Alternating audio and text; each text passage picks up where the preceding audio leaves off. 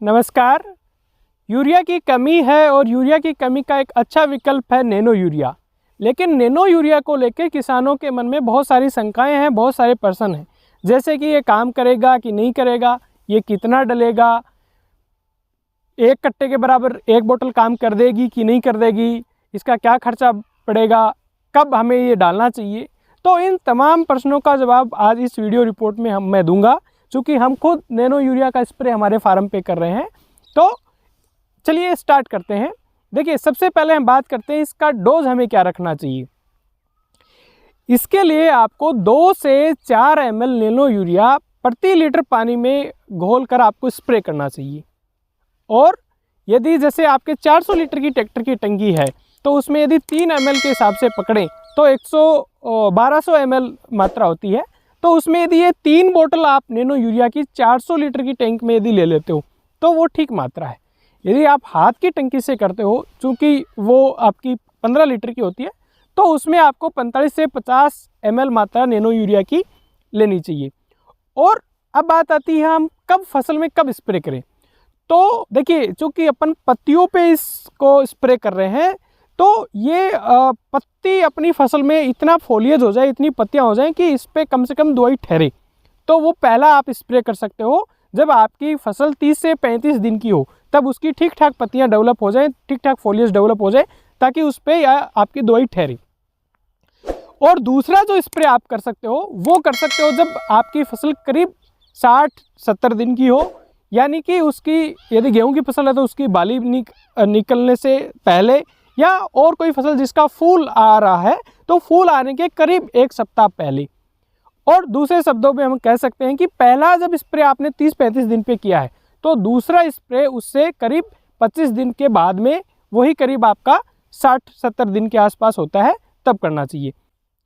अब बात आती है ये काम करेगा कि नहीं करेगा। ये बिल्कुल काम करेगा, ये यूरिया ही है, पर नैनो टेक्नोलॉजी के तहत यूरिया के दाने को बहुत छोटा कर दिया गया है। यानी कि एक यूरिया का दाना है उसको 55,000 बार से भी ज़्यादा तोड़ दिया गया है। तो उससे क्या हुआ है, उससे उसका जो सतही क्षेत्रफल है, यानी कोई चीज़ जितनी ज़्यादा छोटी होगी उसका सतही क्षेत्रफल उतना ज़्यादा होगा, तो वो सतही क्षेत्रफल बढ़ गया है। करीब 10,000 गुना ज़्यादा यूरिया के दाने से इसका सतही क्षेत्रफल है। तो ये प्रभावी तरीके से काम भी करेगा। और होता मतलब इसके पीछे साइंस क्या है, कैसे ये काम करेगा। जब हम पत्तियों पे इस नैनो यूरिया का स्प्रे करते हैं तो पौधे की पत्तियां यूरिया को ले लेती हैं, इनके जो रंध्र होते हैं, स्टोमेटा होते हैं, या कोई और ओपनिंग पौधे की होती है उसके थ्रू, और ये पौधे की कोशिका में जाता है। और पौधे को जैसे जैसे यूरिया की ज़रूरत होती है वैसे वैसे वो पौधे के इस नैनो यूरिया से पौधा ले लेता है। और यदि एक्स्ट्रा यूरिया स्प्रे से गई है पौधे के पास, तो कोशिका में जो वैक्यूल्स होते हैं उसके अंदर वो स्टोर हो जाती है, और जब पौधे को ज़रूरत होती है तब वो पौधे को उपलब्ध हो जाता है। इसीलिए कहते हैं कि जो नॉर्मल यूरिया है उससे भी ज़्यादा इसकी इफ़िशियंसी है, जो ज़्यादा उपज आने का भी जो कारण है इस यूरिया से, वो यही है। अब बात करते हैं ये सस्ता है कि महंगा है। देखिए, ये एक यूरिया कट्टे का जो अपने रेट है वो 266 रुपये मानते हैं, 270 मान लो, इसकी 240 रुपये रेट है। तो रेट तो अपने को करीब 10% इसकी कम पड़ रही है, और एक यूरिया कट्टे बराबर काम भी करेगा। पर ये इंडिविजुअल किसान पे डिपेंड करता है कि उसको ये ठीक लगता है या वो ठीक लगता है, क्योंकि यूरिया का जो फेंकना है वो थोड़ा आसान है। जो यूरिया का बैग है उसको अपन खेत में फेंकना थोड़ा आसान है, स्प्रे उतना आसान नहीं है, पहली बात। और दूसरा, एक जो मजदूर है वो करीब आपके एक दिन में 8-10 कट्टे यूरिया फेंक देगा खेत में, वहीं उसका 400 रुपये मान लो, दाढ़ी से मान लो एक मजदूर की। लेकिन नैनो यूरिया है जो आप 1 हेक्टर में यदि स्प्रे करोगे तो 1 हेक्टर का कम से कम 600 रुपये आपका खर्चा आ जाएगा स्प्रे करने का। तो वो स्प्रे करने के खर्चे की दूसरी बात, जैसे धान जैसी फसल है उसमें पानी भरा हुआ है, उसमें स्प्रे करना मुश्किल है, उसमें यूरिया फेंकना आसान है। तो ये डिपेंड करता है परिस्थिति के हिसाब से।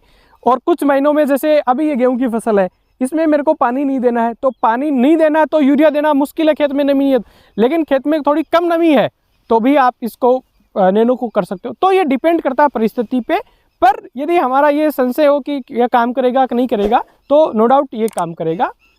अब थोड़ी कुछ सावधानियां हैं जो इसको स्प्रे करते टाइम हमें देखनी चाहिए। वो ये है कि आप जब भी स्प्रे करें तब अच्छे से इसको हिलाएं और आप टैंक में डालें। दूसरा, 2 साल से ये ज़्यादा पुराना नहीं होना चाहिए।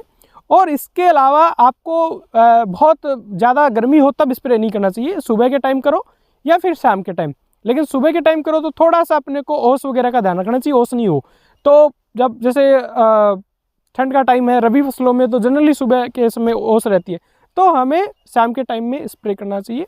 यदि मैं मेरी पूरी बात को सार रूप में कहूँ तो इसकी मात्रा की बात करें तो 2 से 4 ml प्रति लीटर पानी में जाएगा और बिल्कुल ये कट्टे के बराबर 1 बोतल काम करेगी। और अवस्था की, फसल की अवस्था की बात करें तो पहला स्प्रे आपका करीब 30-35 दिन पे होना चाहिए और दूसरा स्प्रे पहले स्प्रे के 25 दिन बाद में, यानी कि करीब 60 दिन की जब आपकी फसल हो जाए तब, या दूसरे शब्दों में कह सकते हो कि आपकी फसल में बालियां बनने या फूल आने के करीब 1 सप्ताह पहले आपको इस नैनो यूरिया का स्प्रे कर देना चाहिए खेतों में।